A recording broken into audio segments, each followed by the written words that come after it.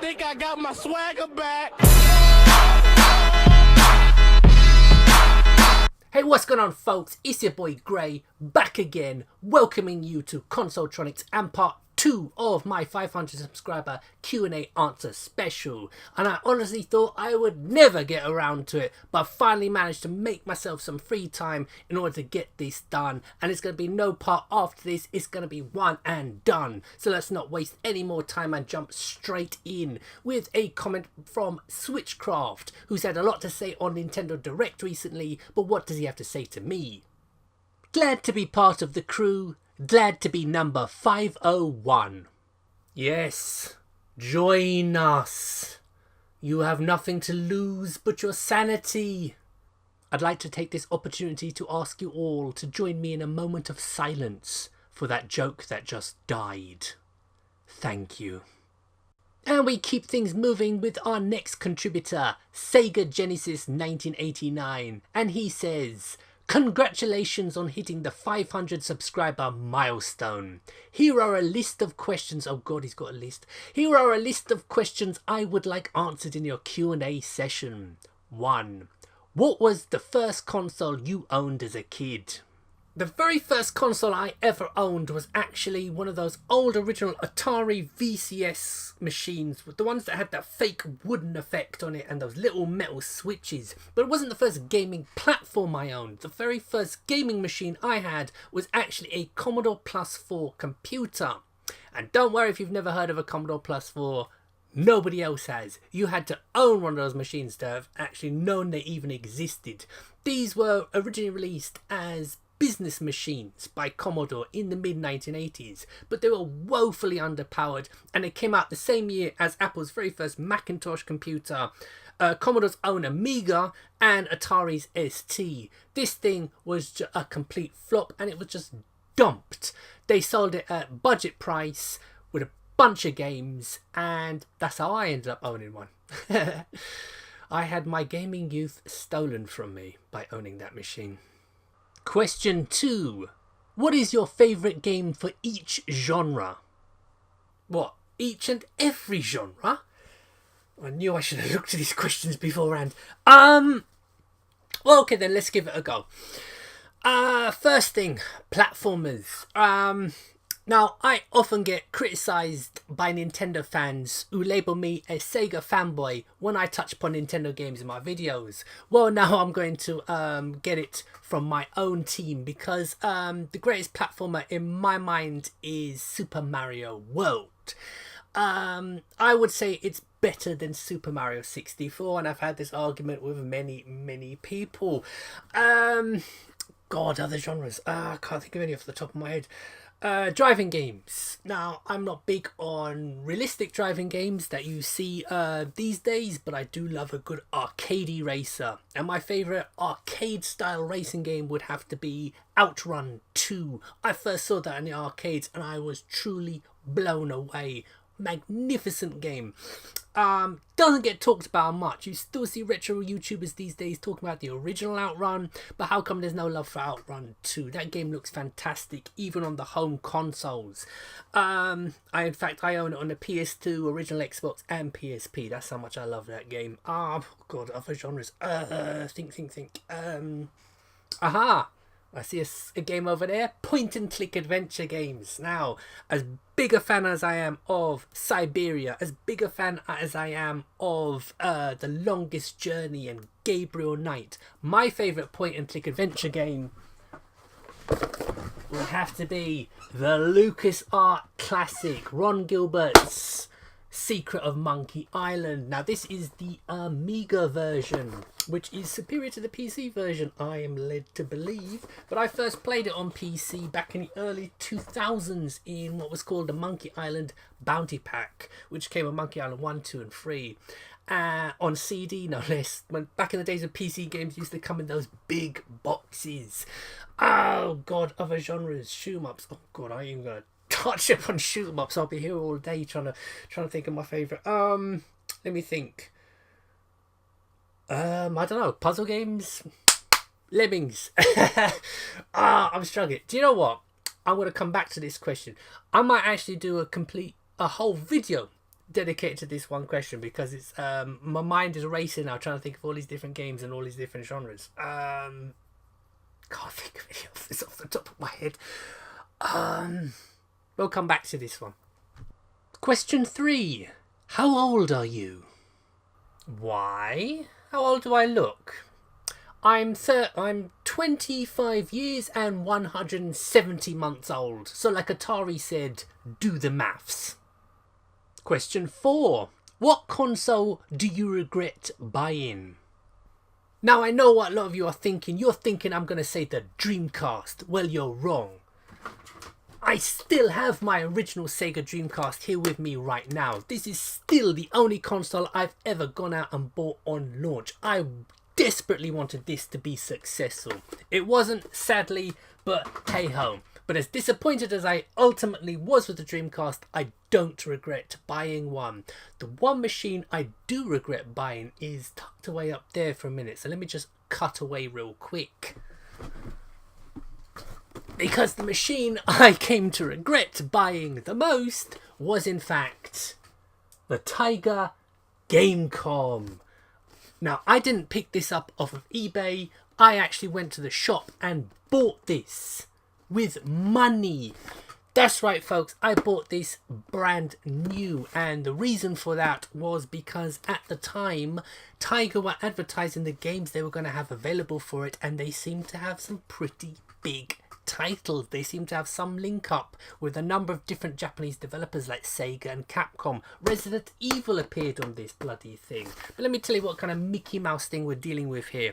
On the box it says comes with Batman and Robin, and I think it's Lights Out. Well, this one didn't. This came with Lights Out and Wheel of Fortune, and a note saying that, oh, we're really sorry, but unfortunately we've run out of copies of this, but don't worry, you can send off for it again. I did so, and I got a free copy, so hey, that's 3 games I own for this machine. Yeah, you could not buy games for this in the shops. It is a complete waste of time. It looked a bit interesting because basically this came out around the same time as the Game Boy Color, so I was expecting a machine of sort of similar abilities. It's far from this. You can't even see the damn screen. It is complete waste of time, complete waste of money. Even if you're curious about this, don't even bother picking it up. Garbage, utter rubbish. Question 5. List all the systems you own currently. I think it would be easier to list the systems I don't own than actually list all the consoles and other game machines I actually have. But alright, let's give it a go. I got all the Sega machines except for the 32X. So I got a whole bunch of Master Systems. I got Mega Drive 1, Mega Drive 2, Mega CD 1 and 2, Game Gear, Saturn, Dreamcast, bunch of Nomads, Nintendo machines. I've got pretty much all the Nintendo machines except for the most recent one, so I don't have a Wii U or a Switch, but I do have a bunch of PAL NES consoles, but I don't game on them. I just use them as doorstops or something, because I don't use any system that runs at 50 Hertz. But I do have a Famicom Twin. What else? Obviously, I've got a bunch of Super Nintendos. I've got an American Super Nintendo. I don't know where I got that from. It just seemed to sort of materialize at the back of one of my cupboards like a fungus. Yeah, I got Power Nintendo 64, got a couple of GameCubes, Wii. In terms of handhelds, I don't have an original Game Boy, but I do have a Game Boy Advance. I think I've got an Advance SP, and I've got a 3DS, which I mostly use to play DS games on. What else? Obviously, I've got all the Xboxes. Yes, I have all the Xboxes. I've got a couple of original Xboxes. I have an Xbox 360 Elite, and I have an Xbox One. I don't have a PS4, but I do have all the other PlayStations. I have PS1, actually. My original PS1 that I got back in 96 or 97. Got it chipped about a week after getting it. Still works. Still a fantastic console. I've got tons and tons of PS2s of all shapes and sizes. I've got a bunch of PS3s. I've got a slim PS3 and 60 gig model. I don't have a PS4 yet. PSP, no Vita. Desperately want to get Vita. What else? Obviously PC Engines. A whole bunch of PC Engines, including the Duo R, PCFX. There's my Panasonic Q GameCube I'm looking at. Loads of computers, Amstrads, Commodores, the Commodore 64, Amiga, and Plus 4. God almighty. Neo Geo CD, and I think that's pretty much everything. A bunch of consoles down here. What am I looking at? Yes, I think that's pretty much everything. The only systems I don't have are the rubbish ones, really. So I don't have a 3DO, a CDI, CD32, CDTV. And yeah, I think that's it. The console I'm looking to get is a PS4 because one of my favourite game series of all time is God of War, and I actually bought a PS3 just to play God of War 3, and it looks like history's going to repeat it because I desperately want to play the new God of War, so I'll probably pick up a PS4 just to play that, and a whole bunch of Japanese games like Girls und Panzer. Yeah, that's pretty much everything, I think. And for the last two questions, how many games do you own and how big is your backlog of games that you need to play? I will answer simultaneously because the answer to both is many, many hundreds.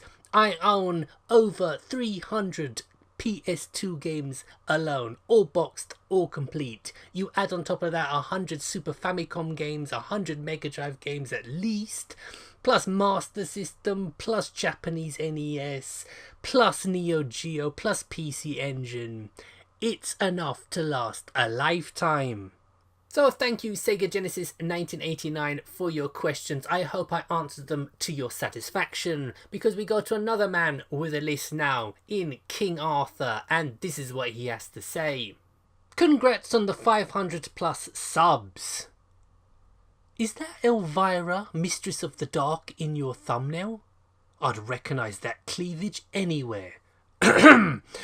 Questions. 1. Where did you think up the name Consoletronix? It does sound like a late 80s, early 90s gaming shop. I'll give you that.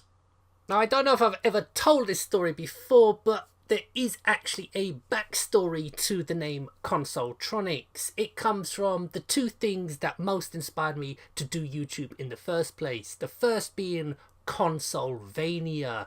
Two incredibly funny, talented and knowledgeable Scottish comedians slash gamers. They would do their own internet gaming show long before YouTube or any other video sharing website came along. They started in about 2004 and it would run to about 2008, 2009, but it would go on to be so popular and so successful that BBC Scotland would actually commission them to actually make a gaming TV show here in the UK called Video Gaiden. I'm a big fan of these two guys. They quit about, I think it was 2009, but they're back at it again since 2017, making new content. They are without a doubt the best when it comes to doing video game reviews. The other thing is Mastertronic. Now, I mentioned that my first gaming machine was a Plus 4, a Commodore C16 Plus 4. Well, virtually the only company that was putting out software for it was Mastertronic. So as a little kid, to me, they were a godsend. But they would go on to have a much greater role to play in my development as a gamer, and they would certainly find a place in my heart for all time once they entered into a distribution deal with a certain Japanese company who was struggling a bit at the time. That company was Sega. Now, the Master System was a complete failure in Japan and it flopped big time in the United States, but Mastertronic, they saw potential in Sega's 8-bit and they were the ones who distributed it throughout Europe. And the success of the Master System in Europe cannot be overlooked when it comes to Sega's release of the Mega Drive.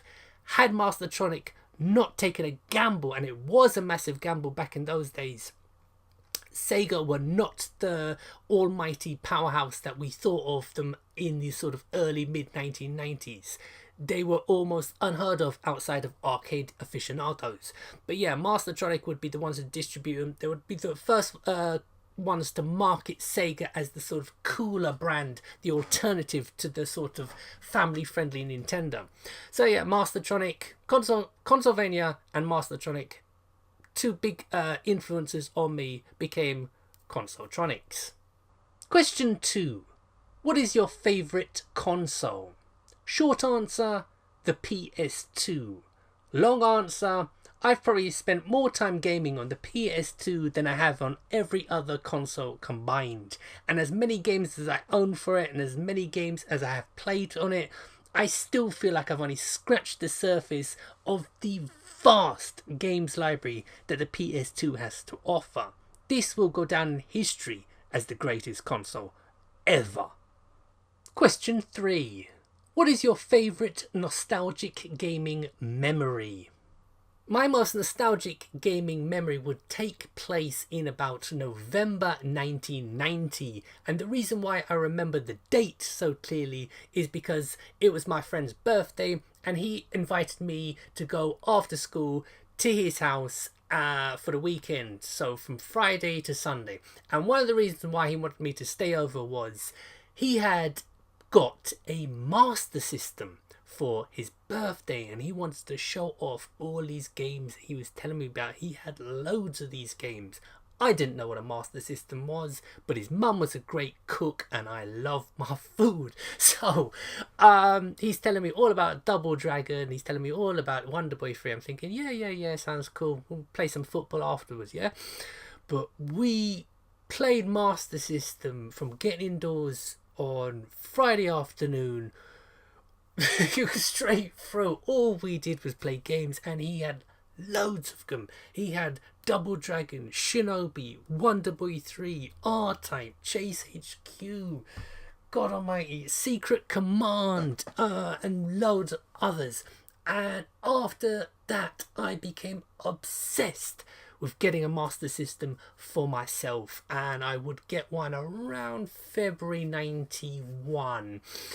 At that time the Master System was still selling well. It was still a very popular machine over here in the UK. A lot of people think that the NES was a flop hit over here in the UK. It wasn't. It just didn't destroy the opposition like it had done everywhere else. It was just another gaming machine alongside your Commodore 64s, your Spectrums, your Amigas, and the Master System.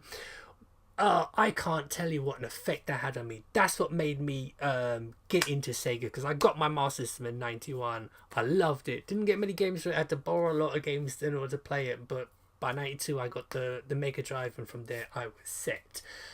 So yeah, I would have to say that is my most nostalgic gaming memory, because before that, as I mentioned, all I had to play on was a Commodore Plus 4 and an old Atari 2600 with 2 games. See the difference?